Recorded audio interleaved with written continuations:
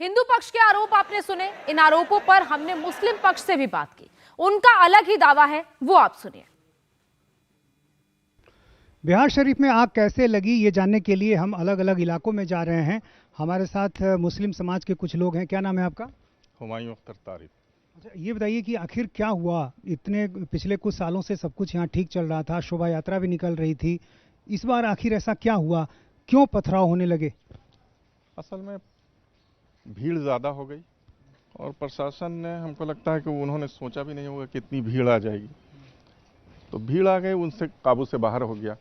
और जो शुरुआत हुई तो उसमें हमको लग रहा था कि इस बार पहले से कुछ तैयारी थी, प्रोसेशन में पहले से तैयारी थी, इसलिए कि जो बड़ी बड़ी गाड़ियां थी उसमें पत्थर थे, उसमें पेट्रोल थे। आप शोभा यात्रा की बात कर रहे हैं? जी, उसमें पेट्रोल था। और जब शुरू कैसे हुआ, लोग पूछ रहे हैं यही कि शुरू कैसे हुआ। लेकिन जो चश्मदीद हैं, जो मौके पे थे, जो पुलिसकर्मी हैं, वो बता रहे हैं कि कब्रिस्तान की तरफ से पथराव हुआ और वीडियो में भी दिख रहा है कि अचानक भगदड़ मचती है। ये पथराव कैसे शुरू हुआ? जबरदस्ती कोई दाढ़ी टोपी वाले को देख रहे हैं, बोलो जय श्री राम, बोलो जय श्री राम। तो जहाँ पे आबादी कम होती है तो आप हमें गाली दीजिए या जो कहिए, हम खामोश अंदर रोते हुए घर चले जाएंगे। इस तरह के कुछ वीडियो भी आप लोग को मिले हैं? चश्मदीद हैं जिनके साथ ये घटना घटी है, मैं खुद जाके उनसे मिला हूं कल। मैंने भी सुना था, लेकिन मैं उनसे मिला अकबर साहब से कि आप पथराव के पहले हुआ या बाद में? के पहले हुआ। तो जाहिर है कि उनके लोग भी थे, उनके नौजवान थे, तो जब वहां पर पब्लिक थी उसने विरोध किया। इतनी जल्दी पत्थर कहाँ से आ गए? पत्थर कहाँ से? पत्थर रोड पर नहीं रहता है, रोड पे पत्थर आते हैं। हमें जो वहाँ तैनात पुलिसकर्मियों ने बताया, कुछ लोगों से हमने बात की कि घर की छतों से चल रहे थे पत्थर, जो बगल में मस्जिद है वहां से पत्थर चल रहे थे। आप पुलिस को मानते हैं सही है, तो फिर पॉलिटिकल बातें हो जाएंगी। मैं पॉलिटिकल बात नहीं करना चाहता, पॉलिटिकल बात मैं करना ही नहीं चाहता हूँ। सच्चाई पे आइए। पुलिस पॉलिटिकल कैसे हो सकती है? ट्रक में पूरा इंतजाम था, ट्रक में, जी बिल्कुल। 5 मिनट में पेट्रोल कहाँ से आ गया और आधे घंटे के अंदर मुसलमानों की दुकानों में आग कैसे लगने लगी? कहाँ से आ गया पेट्रोल? पेट्रोल पंप तो बंद था, पेट्रोल पंप की दूरी होती है, तो इसका मतलब कि बोतल में पेट्रोल था तब तो पहले से इंतजाम। कहाँ से पेट्रोल है, ये सवाल है मेरा। यही बात हिंदू पक्ष के लोग कह रहे हैं कि इतनी जल्दी गोलियां कैसे चलने लगी, इतनी जल्दी किस तरह से वहां पर आगजनी शुरू होने? नहीं, तो ये आग दुकान में मुसलमानों को चुन चुन करके टारगेट करना और उनकी दुकानों में आग लगना, लूटना, तो ये पेट्रोल कहाँ से आया? किसने मुहैया कराया पेट्रोल? भराव पर आप देख लीजिए, चुन चुन करके एक एक मुस्लिम की दुकान को जला दिया गया, लूट लिया गया। कहाँ हुई? प्रशासन, उन्होंने सपने में नहीं सोचा था कि इतने लोग आ जाएंगे। वो कह रहे हैं कि पुलिसकर्मियों की तैनाती उस अनुपात में नहीं थी जितनी भीड़ थी। तैयारी नहीं थी, मैं तो वही कह रहा हूँ कि उन्होंने मूल्यांकन ही नहीं किया होगा कि इतने लोग आ जाएंगे।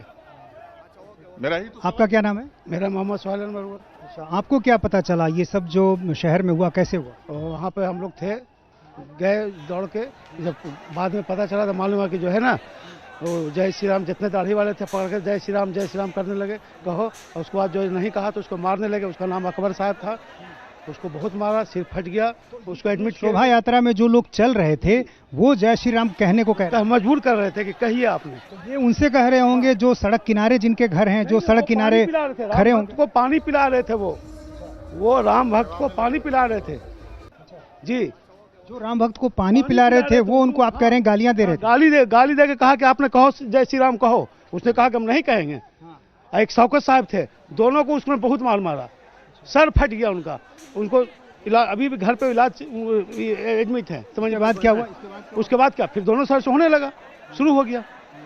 मंदिर से उधर से पत्थर चला गंगादीमान कब्रिस्तान के पास, फिर इधर से भी चलने लगा।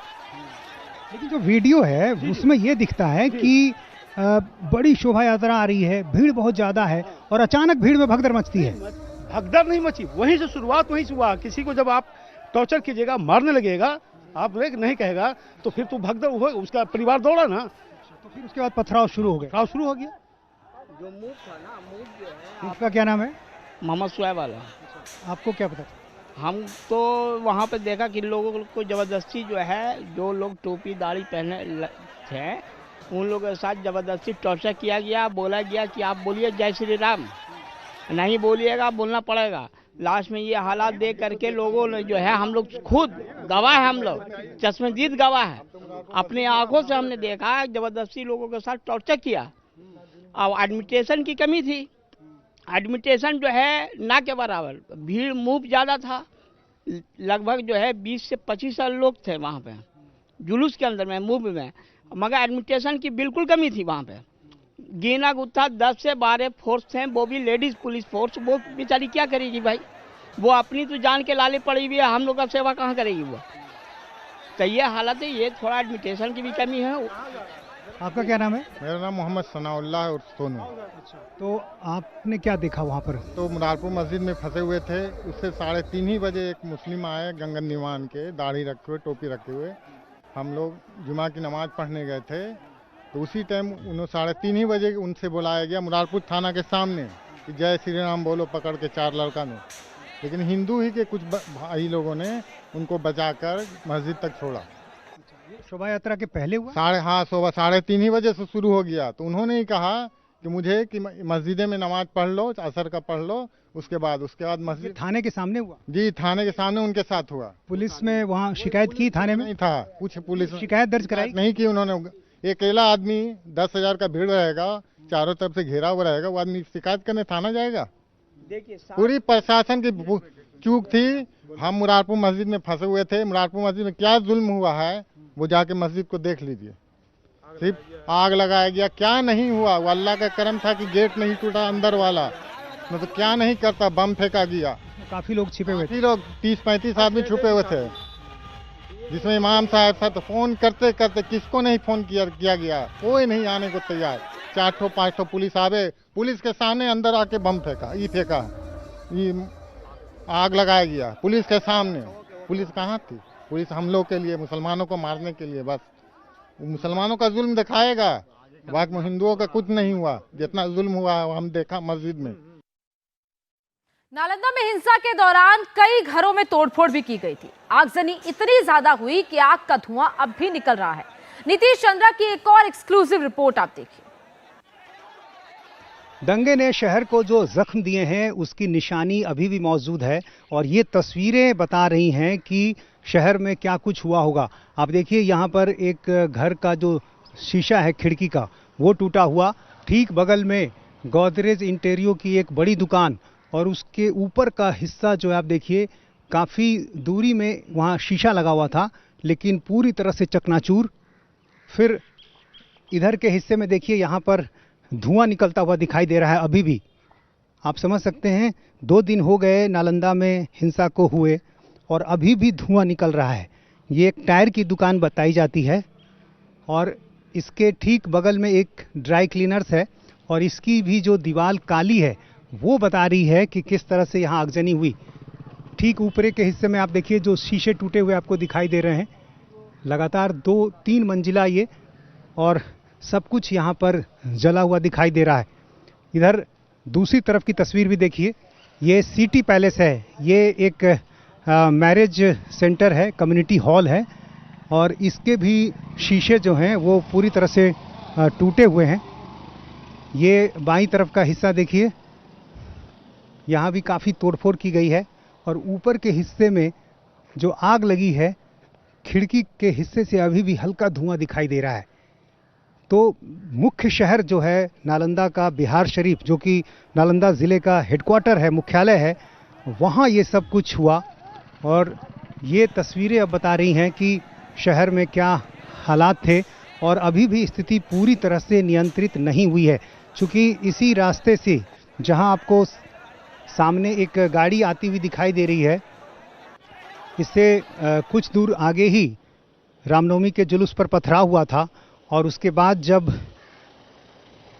पथराव हुआ उसके बाद भगदड़ मच गई और उसके बाद आसपास के हिस्सों में भीड़ जो है वो उग्र हो गई। दोनों पक्ष आमने सामने आ गए, एक दूसरे पर पथराव करने लगे, आगजनी होने लगी, गोलियां तक चली।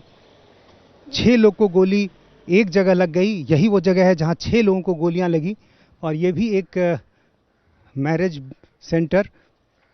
सड़क किनारे जितनी भी दुकानें हैं, कोई भी दुकान अभी खुली नहीं हुई है और उन दुकानों का जो बाहरी हिस्सा है वो ये बता रहा है कि किस तरह से लोग यहाँ पर एक दूसरे को मारने पर उतारू थे।